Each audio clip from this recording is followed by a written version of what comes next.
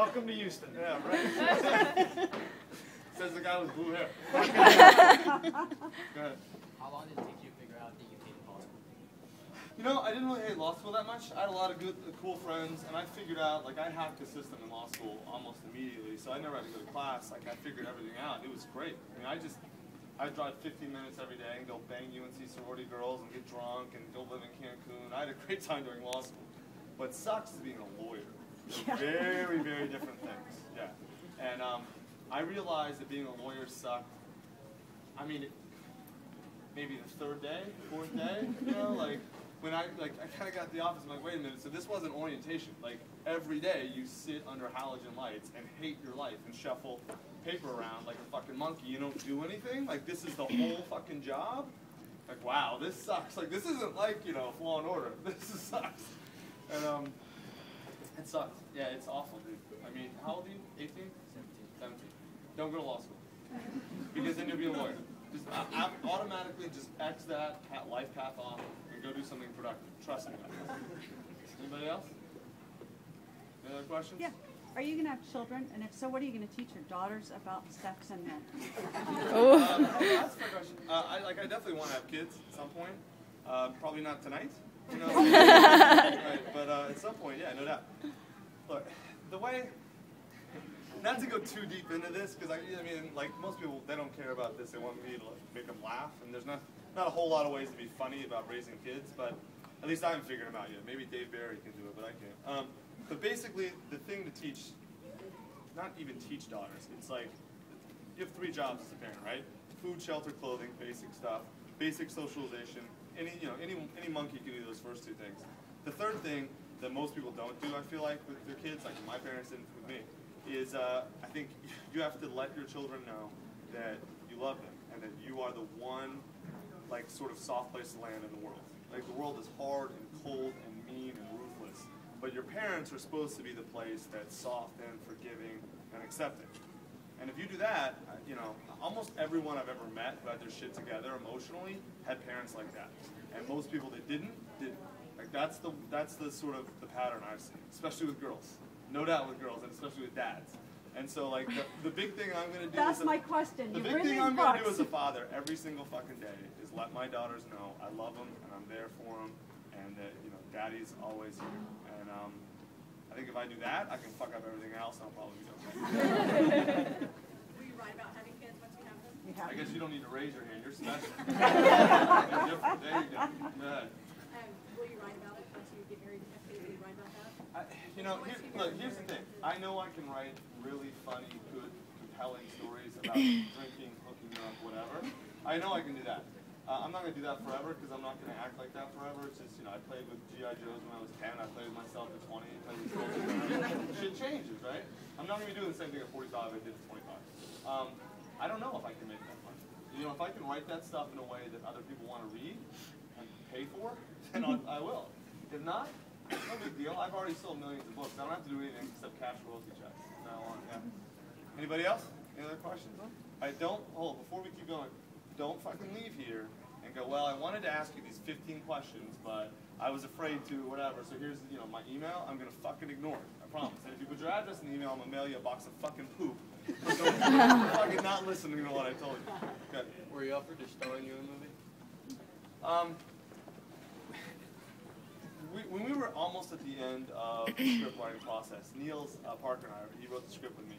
I set up in my apartment. I set up a little tripod and a little camera, and I read off a couple scenes. You know, like where my character, whatever, had to leave. And then I watched it, and it was the worst fucking shit I've ever. I was shocked at how bad I did at playing myself, saying shit I said in real life. It made no fucking sense to me. But I was like, oh, this is awful. I had no respect for actors until I watched that video, and I was like, I guess it really is a skill, and I guess it's fucking hard. And if I thought I could have pulled it off, of course I would have fucking done it, no doubt, dude, no doubt. But I couldn't do it. Acting's not easy. That's why the part I played in the movie, I wrote, it was like, you know, I had the guy doing the bad best man speech, so no matter what, I was going to do a good job. Like, if I fuck up, the character's supposed to give a bad speech, so I'll just look stupid. If I give a bad speech right, then I'm doing it right. So I put myself in a win-win situation. Yeah, no, if I could have done it, I would have, but I can't. No, I didn't. When you went out to Hollywood to do the movie, did they have agents or anyone else throw any other ideas, like going to a CD, want you to do a TV show, anything? Oh, any other dude, ideas before you you settled? should see. I mean, you should see the fucking emails I get and the shit I turn down. You wouldn't fucking believe it. Every reality show, except for The Bachelor, has asked me to be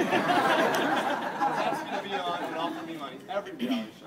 Every, Dr. Phil, Tyra, like I think Oprah is the only major talk show that's never asked me to come on. Every reality producer has come at me multiple times with dozens of ideas, all fucking stupid. Dude, I've turned down so much shit that it's like, at this point, I hardly even get approached for shit anymore because everyone knows I'm just going to turn it down. Like, I can tell when new development people come into, like, big production companies, because I'll get, like, an email, I'm like, well, clearly you just showed up. Because you don't understand, I'm not going to take your stupid fucking idea. Here's the thing in Hollywood, man. If you want to work in that system, then you have to take their fucking dick in your ass. And I'm not going to do it. Like, I won't do the shit they want me to do. Everyone, and when I say everyone, I mean no fucking exceptions. Everyone you see on TV, everyone who works in that Hollywood machine has a dick in their ass at some point. Steven Spielberg, whatever, all the way. He has a much smaller dick than most people, but still, like, he still has to do what Sumner Redstone or whoever tells him. That shit doesn't fly with me, man. Like, I just can't do it. I can't bite that bullet, and it's caused a lot of problems. Like, there's a reason that we had to do an independent movie. Because I wouldn't sign the deal that Searchlight wanted me to sign. Yeah, well, it's not compromise. There's a difference between compromise and sort of selling out and being someone you're not. And I'm not saying like everyone in Hollywood is a sellout. Some people, they don't care about that. They just want to make the movie. They just want to do it, and that's fine, man. If that's who they are, that's cool. I wouldn't call Jon Stewart a sellout. I wouldn't, whatever. But they accept terms that I would never accept. Don't work for me. And different paths, different people. But I can't deal with that. Like, the shit that makes me, like, who I am and a funny writer is stuff that's kind of hurt me in dealing with Hollywood. Whatever. It's not funny. No one gives a shit about that. No one cares about how the sausage is made, trust me. You wouldn't believe it. It's fucking crazy. Anybody else? Questions? Yeah. So in 2 hours here, how many women will give you their phone numbers or try and hook up? It depends. It depends. Some places it's a lot. Not them.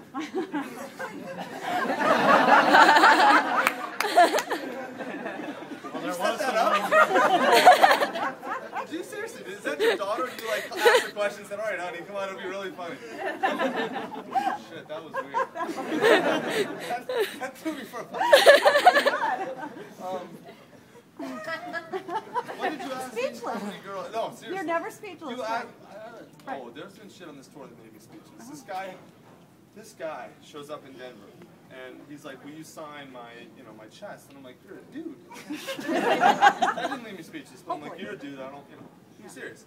So he's like, no, you don't understand. Like, I'm a little different. So he's like, all like thin, clearly gay, all tatted up. Takes his shirt off. And I'm not fucking around. There are pictures on you go to TuckerMax.com, look at the picture thing. He has a bra tattooed on his, chest. Like a lacy Victoria's Secret bra. Not a henna tattoo. A fucking permanent tattoo. And he wants me to sign, the back. I mean, it's got, a clasp on the back, and, it's all undone, but one hook and stuff, it's seductive. That's a dude. Oh, and in the middle of his back, he has the tattoo. I didn't even see it. I was so shocked with the bra, I didn't see the other main tattoo until I looked at the pictures. It's a bullet with a massive penis riding the bullet. Look at the pictures. I can't make this shit up. How would I even think it's right? So at that point, it was so crazy, and everyone was cheering. You got to sign it. So I, put the marker at the end of my fucking hand and just signed T-Max, whatever. So he left and then went and got it filled in. Permanent ink tattoo. I wouldn't That's believe better it than either your if I other hadn't seen the tattoo pictures. story. That left me utterly fucking speechless. What do you even say? My God, a girl got that, and that freaked me out. This is a dude. All right, yeah. So Okay, no, so there's how more many- than a few things. So how many women will you get It numbers just from? depends. Some cities it's 1 or 2. Some cities it's 20. I don't know. Put a show of hands. Right, you're looking for who to pick up among them? Is that it? Yeah. Right. You should have been in Tampa. God. All right.